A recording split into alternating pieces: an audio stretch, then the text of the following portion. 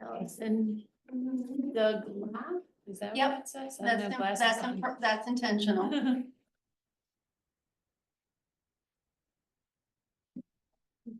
Can that QR code be put in the chat so we can use it? Close her altogether. I mean, you Did can we just, freeze her on purpose? no, you can just like minimize that entirely. Yep. Yep. Gotcha. Let me give you a different color. Okay. It's the internet. Oh, my sister is Allison with two L's. That's I okay. forgot. That's all right. That's all right. My, what was One my question. stepmother? My stepmother can't spell my name correctly either. But we're not surprised. So you were gonna. Good, like, can I ask you a question? Yes. We're trying to color for people. It's like, explain your reasoning for the method. It's like a Thank you. short Thank you. I answer. like- Would that be an essay question or none of these? Is it on a test?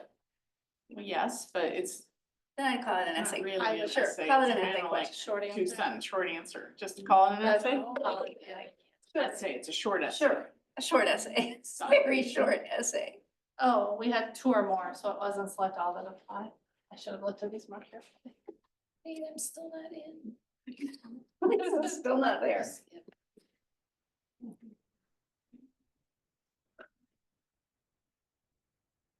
Everybody in? No, this is great.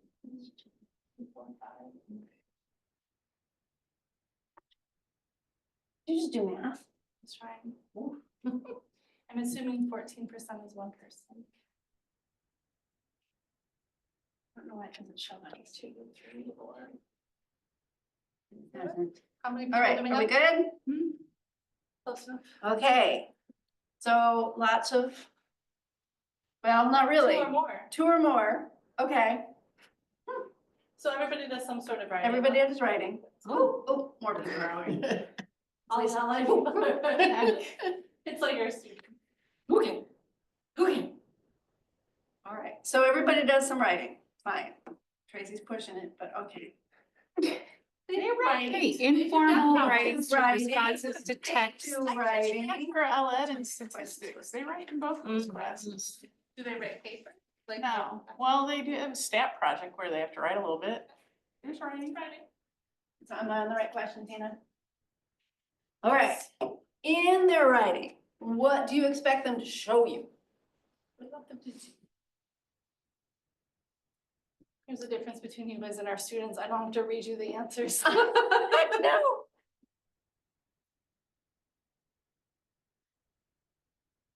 You know, when they did, I started selecting. And then we're like, You oh, can wait, select more than one.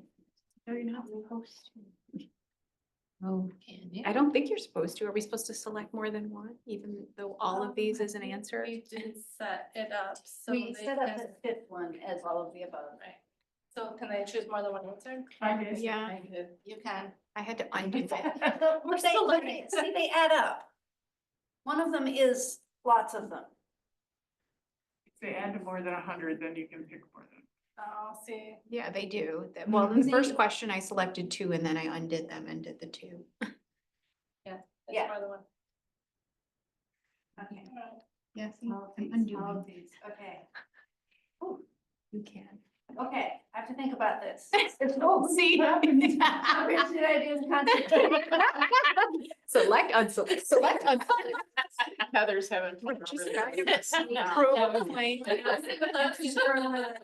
Right, It took a minute to know that I did undo.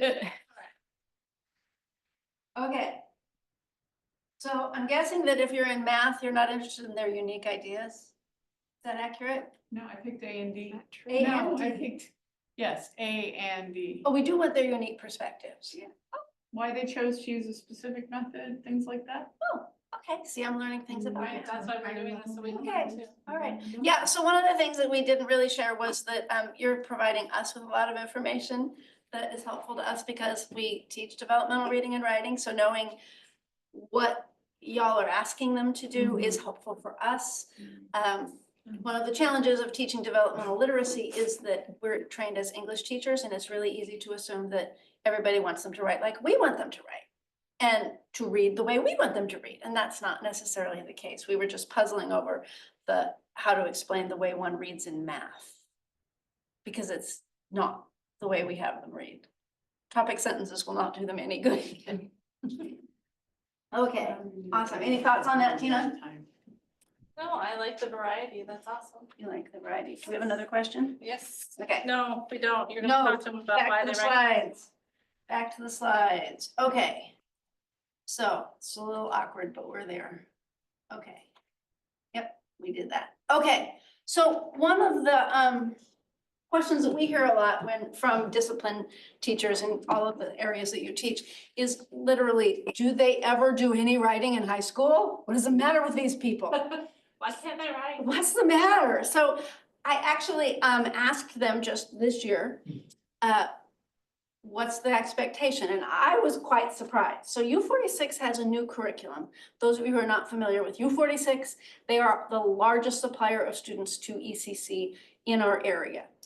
They send us tons. Go away, Mark Carroll. Go away. They send us tons of students.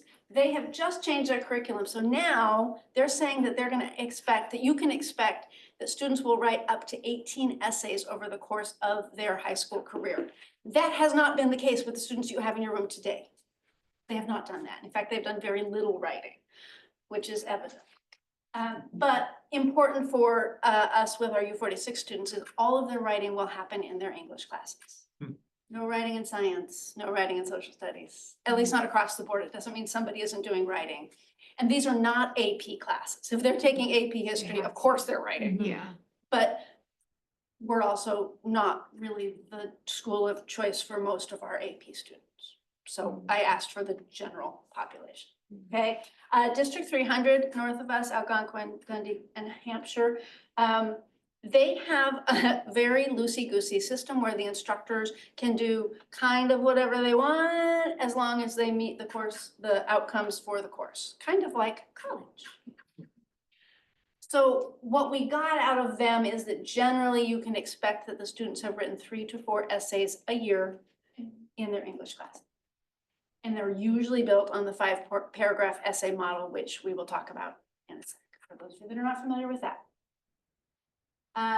District 303, sorry, St. Charles.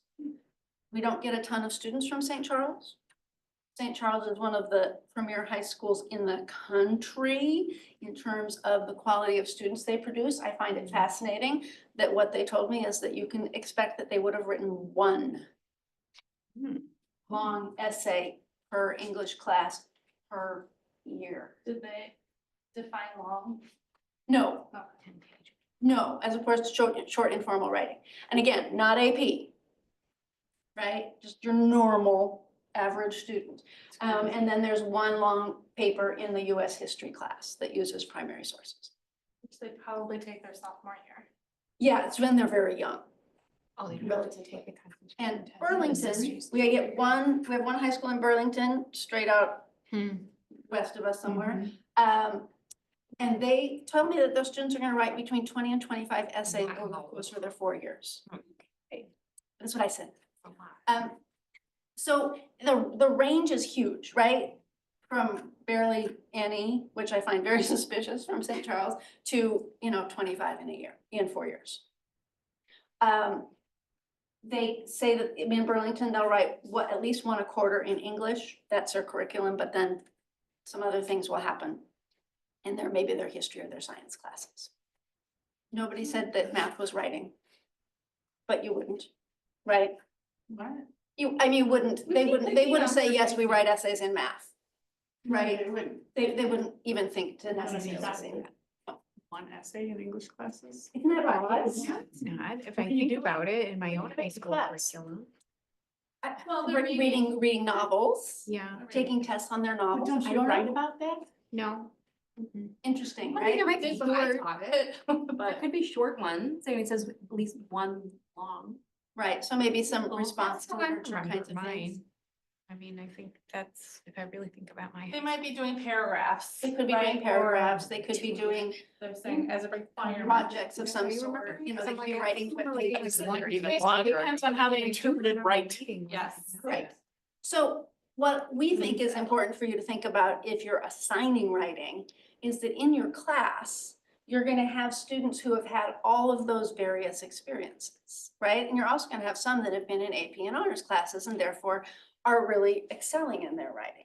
We even have students who took AP English who are in our developmental literacy courses. AP history a lot, and I'm like. Yeah. Right? We definitely have students in our developmental literacy courses who took honors courses. Well, that's, you know. Right? So, but there's a huge range. So as we're assigning writing, if we're assuming that they're coming from a specific experience of writing, we're wrong. Because they're not. Okay. So most students in high school have two different types of writing that they experience. In my mind, they are very similar, they just call them different things. So the 5-paragraph essay is their traditional writing assignment where we start with an introduction. Because they're English, we're starting with a hook or some sort of attention grabber, having some sort of background information, ending with a thesis statement. My English people are nodding, right? They have body paragraphs. Ironically, apparently everything that they write has 3 body paragraphs because there's only 3 things to say about every topic. Everything can be divided by. Everything can be divided into 3. And then there's a conclusion paragraph. From my experience teaching in high school and from watching my children go through the interesting part about the 5-paragraph essay is they're not always text-based.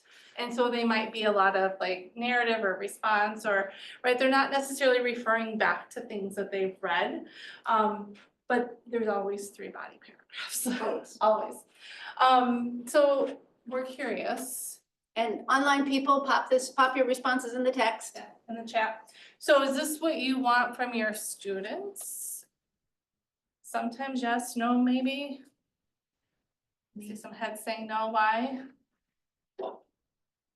So I like that it emphasizes multiple points of support for a claim. So I like that basic idea of, hey, you wanna make a claim here, come at it with a few different ways to kind of think about that. Like the big hurdle I often have with students is like, hey, a claim, a point of support doesn't have to have 1 paragraph. You can write multiple paragraphs about 1 point of support, taking on sub-points, that kind of thing. It's like that kind of idea of like, oh, I like that it's emphasizing, like have multiple points to develop a paper as a starting point, but then as it just gets locked in and sort of ends there. Right. 3 bodies. I just have 3 bodies, right? Yep. Okay. Always. Jamie, you said no, this is not what you want to see in anthropology. Oh, whoops. We're hiring. Don't shake your head, Well, Allison. I think that's what Tyler is explaining, so maybe not so much as prescribed, you know, that it's not like that it has to be this structure. That's the only thing I'm kind of saying no to, like, it doesn't have to follow this exact structure. So if you're writing in non-English disciplines, do you want a cute hook? Do you want them to say, so have you ever wondered? I don't want them to say, have you ever wondered? No, I don't want that. Right? But I want them to start their essay with a quote from. Sociological writing I can know, be it like that because it's getting them to take, you know, what about the family unit or the educational system or law and society, you know, then relates to the theories and whatever. So it usually does tie to some sort of personal experience and then gets into Oh, the interesting. discipline.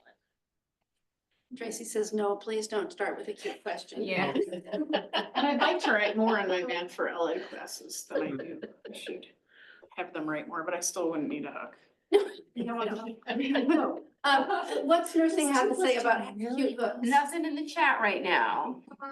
I don't read Well- academic research in English. Is it Oh. like that? Do they write? I shared this with Allison already, but I was a biology major in college before I switched to English. And one of the things that stuck with me in my cell biology class, and this was 25 something years ago, is the professor said, we had a paper, and he said, this should be the most boring thing you have ever written in your life. I was just gonna ask that question. I don't read a lot of Yeah, academic research. laboratories. Well, in general though, because I don't read a lot of academic research on English, and so I don't know if the English writing is that way. So if you're trying to prepare for like academic research and academic writing. That's the only reason I say that too. Like if it was anthropology or sociology and you're writing for a journal submission to be published, it would be, it is supposed to be like super boring. You would never ask, do you wonder or think about this as you continue reading? Like, no, none of that, right? It's matter of fact and very like research based, right? So you're saying like, whatever literature exists or something like that. So I just don't know if that's how English would be. English is not. Okay. No, English, even if it's for publication in a journal, it shouldn't be boring. They Not that want- it's boring, but that it's No, like, I it's mean- not meant for you to be like thinking about a question, It's until you not get to like the creative. hypothesis or whatever, like those formal things. Yeah. so. We have Yeah, Terry it's Birch, not, who it's not is like, yeah. art history, humanities, says no in capital letters. I do not want hooks. I tell them to write the hook themselves and then jump into the information. Can you hear Terry Birch? Can you hear me? Right. Okay. So, but bear in mind, this is what the students have done their Mhm. entire educational school, career, their right. whole lives. Yes. Which have consisted of 4 years. But Because even in the history classes and science classes that, well, not science necessarily, but the history classes that my kids had, they wanted this kind of format. And it's just different. right, they think this is an essay. When we ask our developmental students what goes in an essay, they say an introduction, 3 bodies, and a conclusion. And what goes in the introduction? You start with a question. Just, And we work really Automatically. hard to break them up. yes, all right, so that's, Oh, yeah, wait, Terry, go ahead and unmute. Sorry, Terry had something to Awesome. say. I actually, I thought, No, I we're tried not before. hearing you. Wait a minute. Can you So you hear have me? volumes up. this is why we don't Can want you to hear me? Can you hear me? simultaneously, right, this is. Got it. Because Are we you have to there? have Heather in all of our classrooms. I mean, job security, it's all good. We can see her. I'm watching to see if she's. More than once. She's talking. Oh, Terry. Yes, can you hear me?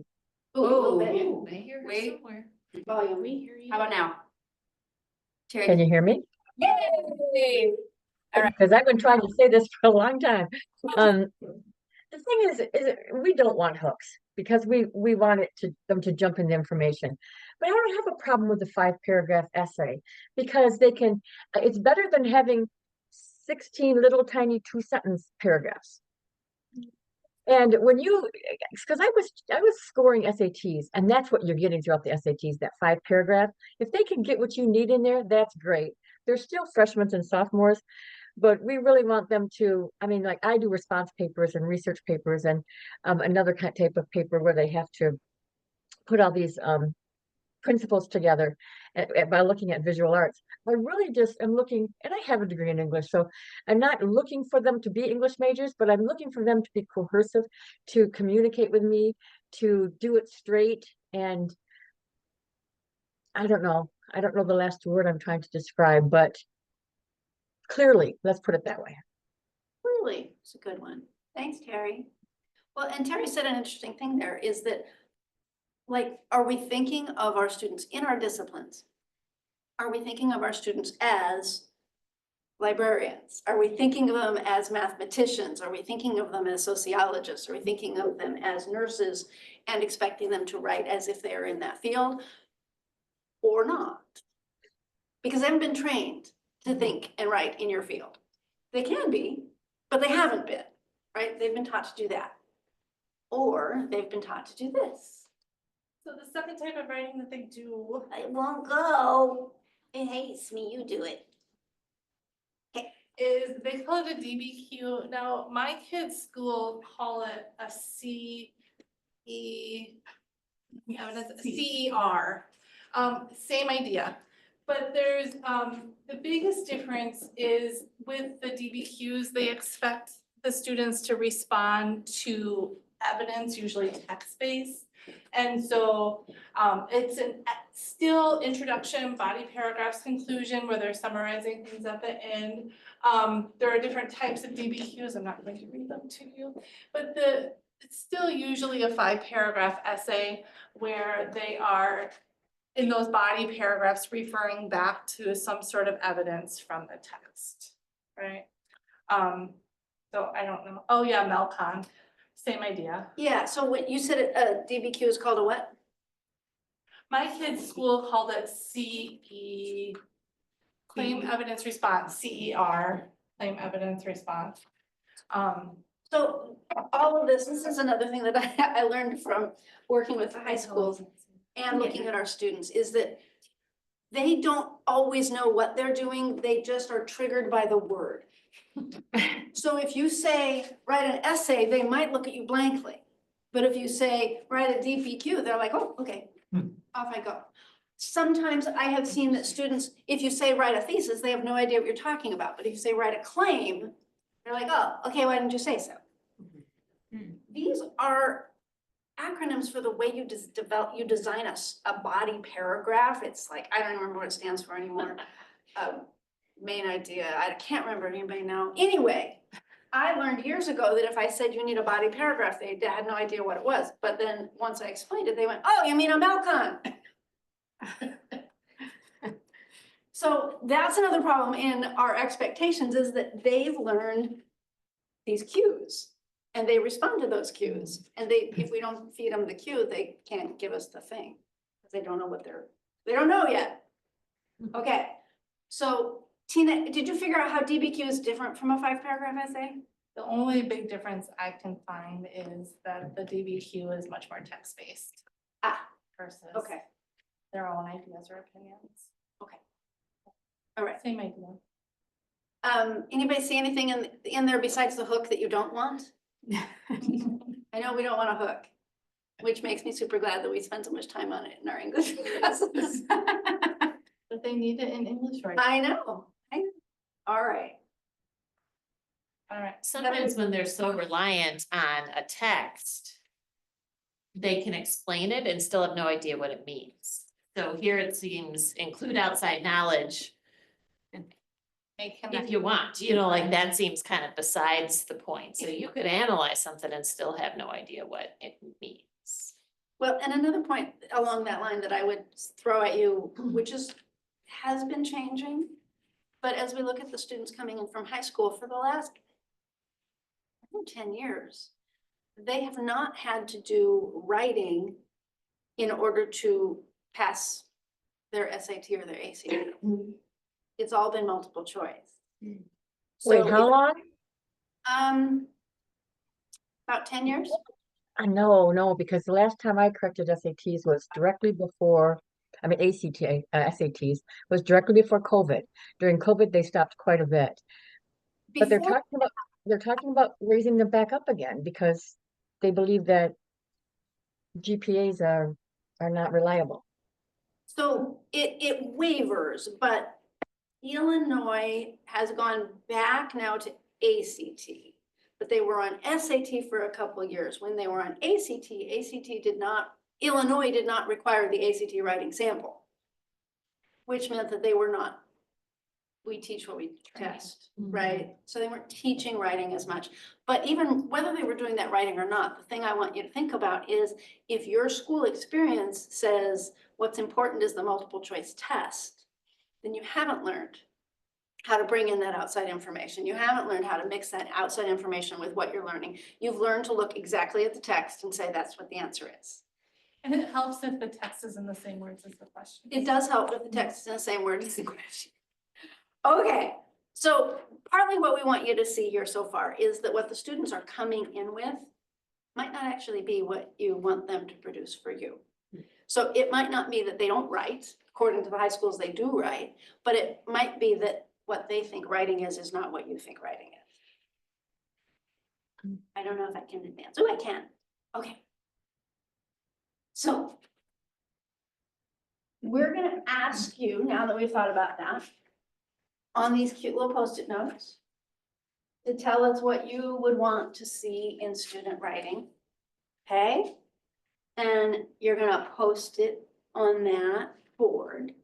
So humanities. Humanities too, English. just English. Is it? Social, no. What do we call it? Social science. Here, have some pinky. I'm figuring it out. All right, are you guys in the same Yep. group? Okay, you guys can be. Heather, these are never gonna be the same. You know what, Tyler's, I wouldn't be able to handle that for my post. Tyler, these are never gonna be the same. The post-its, I can't like, I split a thing of Post-its, it just makes That's me- why I told you they're gonna. No, that's be fine, never be the those same. are, those are not my Post-its, so it's fine, I just supplied them. I don't Like- where It was a vehicle for Tyler's Post-its. people online, can they click on this tablet? I shared the slides with them, so they Okay. should be able to click on the You tablet. can click on the tablet and you're going to do the same thing on this tablet. We're just doing this one on the left right now. I mean, if you Okay, so you want, want go to ahead. blue or green? So if you just click on the plus, you can add your little comment here, write something incredible. I love their One expectations. thing per Post-it note. What do you want to see in student writing? And then you're gonna walk over there and put them on the board. This is how I make you move. Folks at home, I will also put the Padlet link in the chat for you. Thanks, Heather. You know, were you telling me to move over so I'd be in the What? Were you telling me to move over? So Yes. I'd be in Someone should be in the camera and then. Generally, the end of the desk is the end of the camera. the- Okay.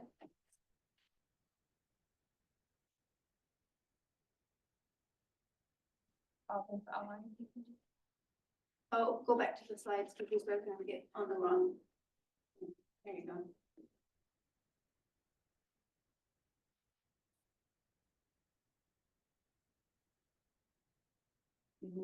You can follow the tablet over here.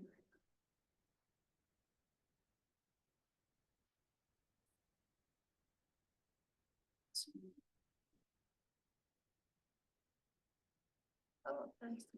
Nope, it's not. Nope, they're in there. They just haven't done anything yet. Oh.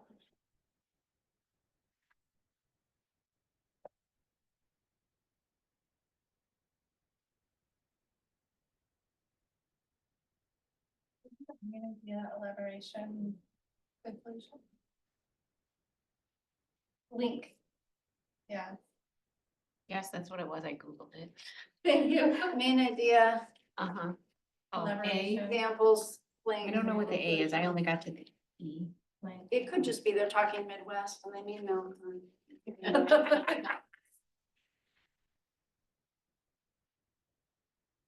After you write up your little ideas, you have to go put them on a piece of paper. It's our very fancy research.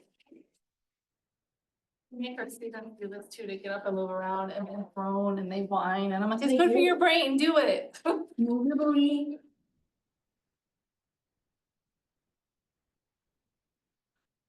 Online people aren't posting. Come on, online people. I don't know if you have to refresh it. No, there's not. Oh, apparently they are waiting for your presentation. When they click on Terry said, waiting to begin on Padlet, because I put the Padlet in there. Oh, it's happening now. Oh, Tina Should be. posted enthusiastic butterfly. Oh, we got them now. okay. Okay, I was like. Corey posted, I love enthusiastic butterfly.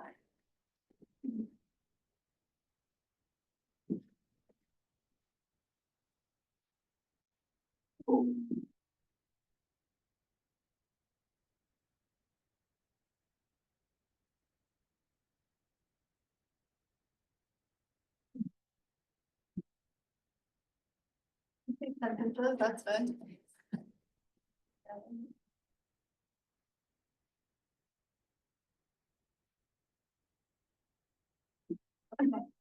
You're not gonna say aging. Right spelling.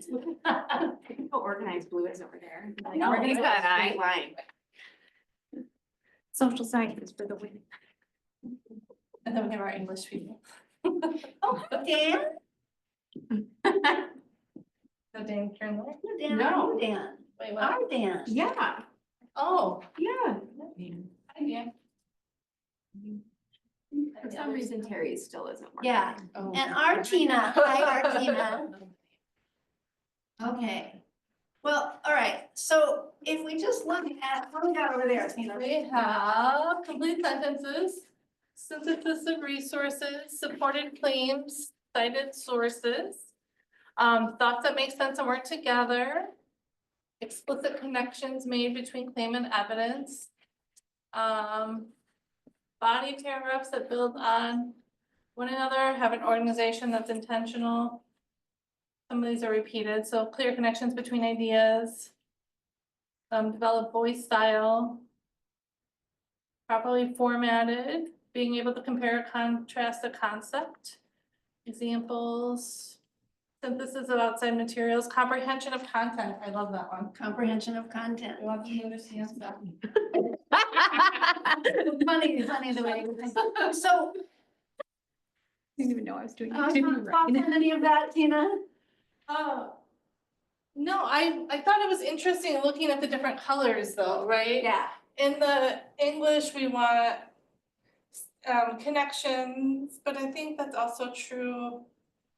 Comparison and contrasting is more than, I'm noticing that English wants voice, that's true. right? I think we all want complete sentences. So we all really should have sentences. Right? Okay. The other thing that I am thinking about that we want to talk about when we get to the kinds of text you have them read is we want them to respond to the prompt. Right? And that's an interesting puzzle, because, by the way, sideline, students don't do well reading what we call procedural text. When you say do this and then do this and then do this. Sorry. So writing to the prompt is really hard because they don't read procedural text well. They don't read anything well, but they don't read procedural text well at all. Notice I didn't ask them how much do your students read compared to that. That's a whole other conversation. Okay. All right, good. So next question is, what do you want them to stop doing? Same color sticky notes, one thing per sticky note. This time you're gonna go to you're right. Is the Padlet people has both of online, them. you can just do the second plus. Yep. Are they hearing us? Yep. Oh, because I'm not in the picture. Yep. They can't hear me.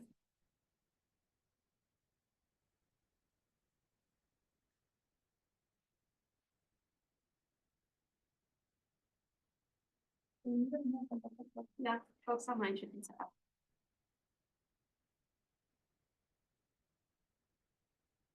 Wait, what'd you say? I think folks online should be good to go. Yeah, Yep. good. They're going. Tina's on. Yeah. Oh, passive voice, man. However, Yeah, be intentional. You know, those biology people like it. I was gonna say, I bet my social science people like passive. Not against it. No? See? The biology people like it. Uh-huh. I need to fix it.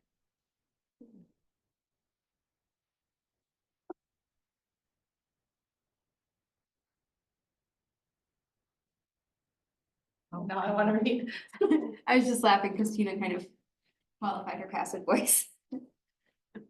So as you're doing this, unless you're an Because it's English voice. teacher, the non-English teachers in the room and online, have you ever thought Oh, about this? Dan. Ooh, Dan, what do you He think? said writing papers on their phones. Oh, so hard. I know.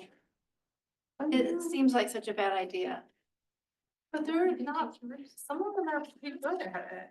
It just messes with the formatting. Yeah, formatting is bad, spelling is usually. Unique Caterpillar, I agree. I don't know who you are, but the biggest issue at this time is AI. So Yep, stop using yep. AI. Popping up here too. Terry.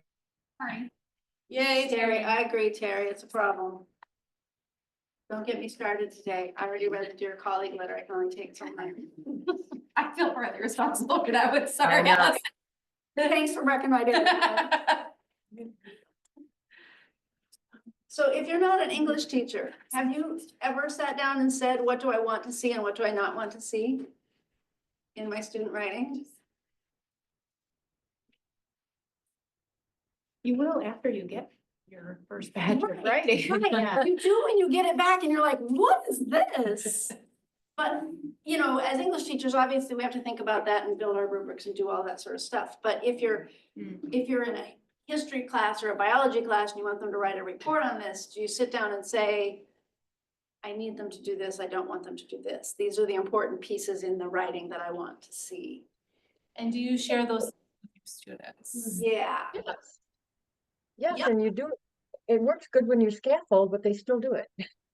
True. They still do what? They still do kind of what you're telling them not to. So I like to scaffold, make it short, make a proposal, do a little outline, and then kind of do the writing. They hate the proposal and the outline. They don't want to do that. They just want to keep going. So they don't really do what you want them to do. Yes. Even explain it And why do you suppose that is? because they've never done it before. Yes. Because they've been doing it their way for 12 years.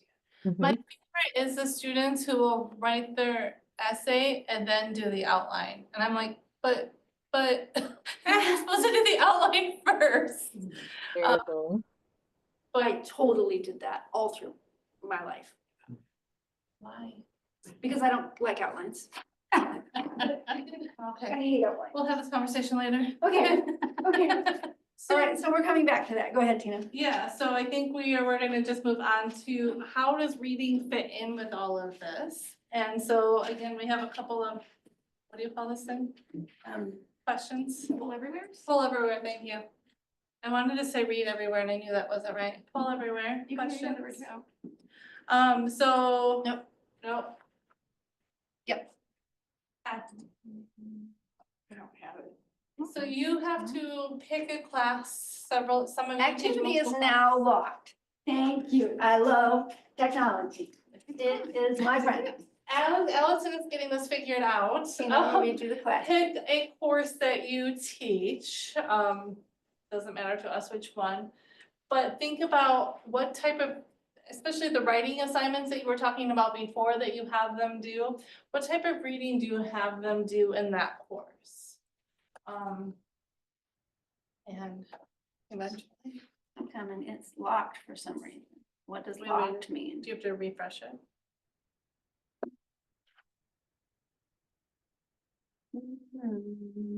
I love my technology. Unlock, please.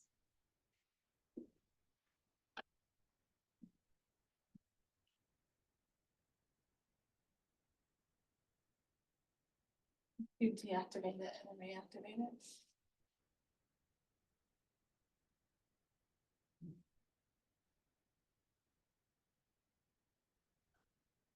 Okay, they're both activated. We might just have to talk this through.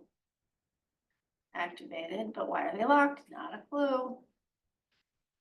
All right, well, we'll just talk about it then. Okay. Online people, pipe in. In your classes. Required reading, no required reading, textbook, multiple texts, what do you do? Multiple. What kinds of text do you have them read? A textbook. And then more like maybe a newspaper or a magazine. Like popular press kind of stuff. Okay, Yeah, not necessarily journals. okay. What do they read in math? Well. It's gonna make me sound bad. Nope, it's math class. I would say there's no required reading, however, I do make them purchase a textbook, so that's where I sound bad. But the textbook comes with the software math platform that they're doing all their homework on. I just feel like I, as an instructor, give them mostly what they need, and the book is more of a supplement, or if they miss class or whatever. Right. But when they're doing their math problems and they want help, it'll link them to the textbook, so it's a hard one for me to answer. It's a mixture of a single textbook, but there's really no required reading. I Right, don't say you have to go read this. But right. if they're struggling, then it's there for them. It's like a. It is, and they'll click on help makes me and sense. it'll take them there. Terry online says various types of readings, usually text and handouts. Talk to me about the thing that's not a text. Terry, is it an article? Is it a scholarly journal? Is it Oh, a? well,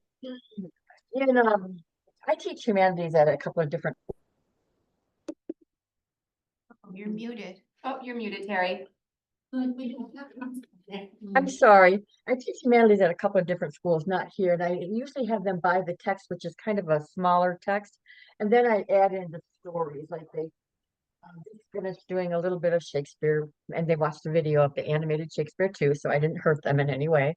Then they'll read like, Jonathan Swift's, Uh, what's the story with the Eat Kids? what's that, model proposal, things like that, essays and stories, stuff like that. Okay, okay. Not literature, Um, I use the Yeah. right term. Yeah. Lucas Wagner online culinary says single textbook and handouts. And what are in the handouts? And Lucas, you can either unmute yourself or type in the chat, what kind of handouts are those?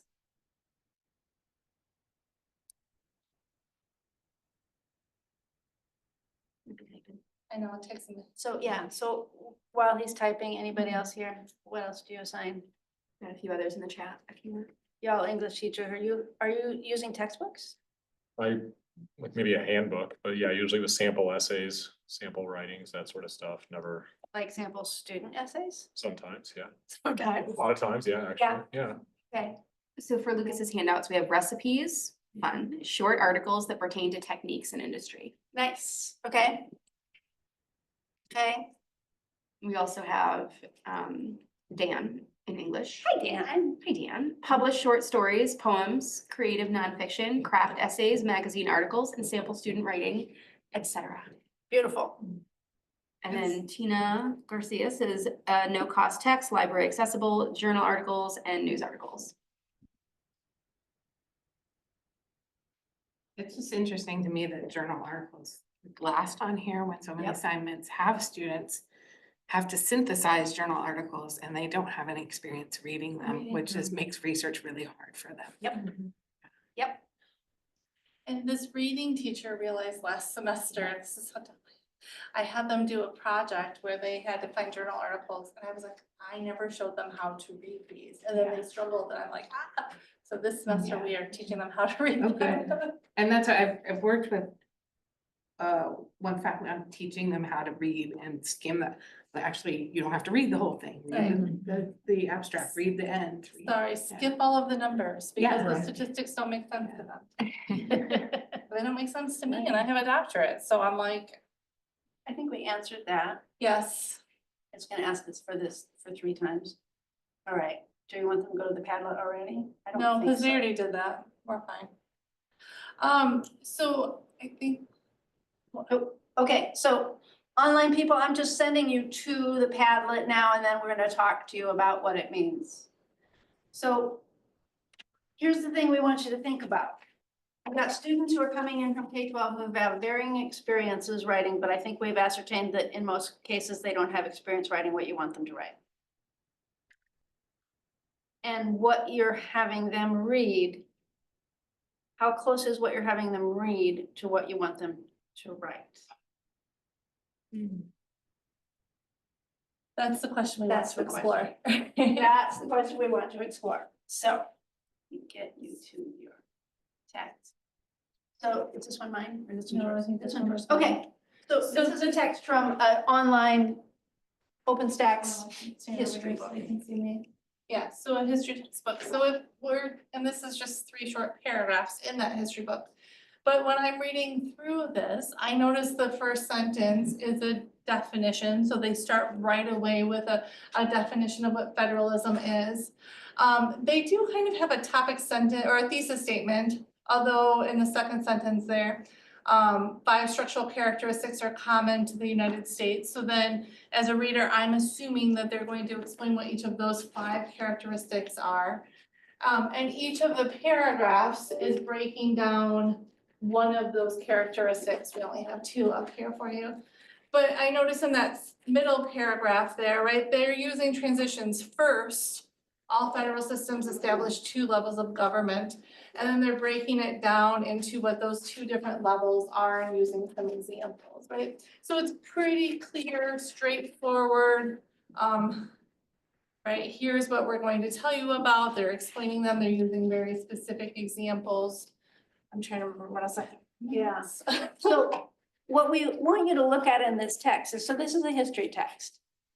You'll be surprised at how much is not like the next text, right? But if I had a history person here, my question would be, is this what you want them to write? Because this is what you're getting them to read. Right. If you take my friend Vince Gaddis, he gives them a history textbook and he gives them things like we're talking about over here, articles and historical documents, spends a week and a half on W.E.B. Du Bois of Our Spiritual Striving. Fabulous piece of writing. But he doesn't want them to write it. Right? And I'm not saying you shouldn't do that, but I am saying, are you giving them models of what you actually want them to produce? Because they don't know what you want them to produce because they think you want a 5-paragraph essay. So things that I have seen is this bold heading here. They think we want that because this is how it's formatted. Look, it's in block type and there's some bold words randomly in. That must be what history writing looks like. So that's what you're gonna do. You can't blame them, right? When in Rome, you're just gonna follow along. So what we want you to do is think about, and I don't think we had you guys, them doing anything for this, did we? And we only have 5 minutes. We only have 5 minutes, so don't think about it. You can Okay. think about your text. It's not your textbook. This is an econ text. And Tina and I giggled a lot about this one. Can you move Terry a little bit? Oh, yeah. So this is your econ text. Imagine that a band on tour is playing in an indoor arena with 15,000 seats. To keep this example simple, let's assume that the band keeps all the money from the ticket sales. Notice the voice. In your sociology class, do you want them writing a chatty little scenario for you? I don't know, maybe you do. But for sure Vince Gaddis doesn't want a chatty little scenario, right? Because what you want is very specific to your discipline. So this lovely textbook has the beautiful bold heading, but it also has this cute little story along with parenthetical references, which our students love, which they will pick up from this and go, oh, that's a cool thing, I can do that. And they're not aware that they're doing this usually, they're not copying the text. But what the point we want to make is that what you're showing them and having them read may or may not align with what you want. Doesn't mean you shouldn't read the textbook with them, you shouldn't assign the textbook, but it does mean you should be pointing these things out to them. You should be saying, hey, look, what is this? You said econ. In history, I was trying to back up, but backing up is right out. In history, we expect you to lay out things in a time order or whatever it is. But in econ, we expect you to have cute little scenarios. And in the second paragraph of that econ thing, you've got all of this really dense vocabulary and like math in writing. Right? They're wanting them to go to table 5.3 and most of your students are going to skip that table. I did as an undergrad. And so we spent a lot of time talking about that in my classes, right? They want you to go look at this chart and then come back. And do you want them to do that in their writing? Do you want them to have tables and charts and graphs in their writing? Do you want them to refer to tables and charts and graphs in their writing? All things we think you should think about. All right. Tina, it won't. It hates me. Look at us on time for once. So if we weren't clear enough in our recommendations, these are things that we're hoping that you take away and have conversations, and we'd love to be part of those conversations. But are you talking about the structures of your text? Are you helping students recognize how they're organized, right? What are they supposed to be getting from it? And point out examples in the text to the students. This is what I want, or this is what I don't want. Are you using student models, right? One of my pet peeves in English textbooks is that, they tell you to write an essay with an introduction and a body conclusion and all of those good things. And then they give you an essay by Stephen King, which doesn't do any of those things. Right? So I collect student essays constantly. And even if they're bad, right? Here's what's right, here's what's wrong. In your history and your bio and your social classes, you might not have time for all of that, but even providing them with some annotated models that say, yes, do this, no, don't do that. To Stacy's point. Right, and similarly, you can use professional journals or work products, like help them see what it is that you want in their writing. So if you're modeling a journal article, right? Okay, I don't need you to write the abstract, or I do want you to write the abstract, right? What is it that you want? And my story here is that as a doctoral student, I'd been an English major and then a liberal studies major, and then I was in a doc program for ed. And I seriously spent the first year of classes reading these journal articles and saying, oh my God, these people are terrible writers. I just was appalled. And then I would write my essays like an English major. And my professor would go, stop. don't do this. And I'm like, what? I bet I did it right. I teach English. And it took me a year to go, oh my God, Disciplinary literacy. this is not the same. And they really do want me to say, in this article, I will show. Well, that's what they want, and now I know how to do that. And then again, like we talked, many of your students have spent at least 6 years, middle school and high school, writing either a 5-paragraph essay or DBQ. They don't know your genre. They don't know what you want from them. And even if you write it down in the assignment, they don't read that. I don't want to burst your bubble. I know you want to say, well, they have to read it. But if you want better student writing, you might want to do more modeling of it as well. And I think the learning a new language, right? We all know topic, sentence, whatever, but our students may not. They may call it something different. And so it's making sure we have common vocabulary is very helpful. You know, if we were in Spanish class and we slipped up and used the wrong verb every now and then, we wouldn't expect anybody to laugh at us or get super mad at us. I would expect them to get mad at me, but Unless you were in my college Spanish class and then she makes fun of you, but that's a whole different. that's a whole conversation. different story, right? But if we think of it as a different language, as a whole different style, I think it's helpful. Questions, comments? We don't have a slide for that. I would just say in English class, we harp on audience so much. We talk about writing to an audience all the time. So it'd be helpful if other classes would explain who the audience is. Yeah, Like that's, I mean, we just talk about audience nonstop. So it just makes sense that when you talk about papers or writing in other classes, explain who the audience is, what that audience needs. Because that's all they're hearing in English classes. Who is your audience? What do they need from you? teacher. Right? My audience is teacher. No, it's not. No, it's not, No. right? But audience purpose, like those are the just fundamental questions of writing. So if they're not starting with those, they're not going to write anything appropriate. So. Online people has questions. None yet. John has nothing. Well, thank you so Well, that's much. what we got, y'all. Thank you. Thanks for Thank coming. you. Thank you, online folks. Thank you, online folks. All right, we're keeping the.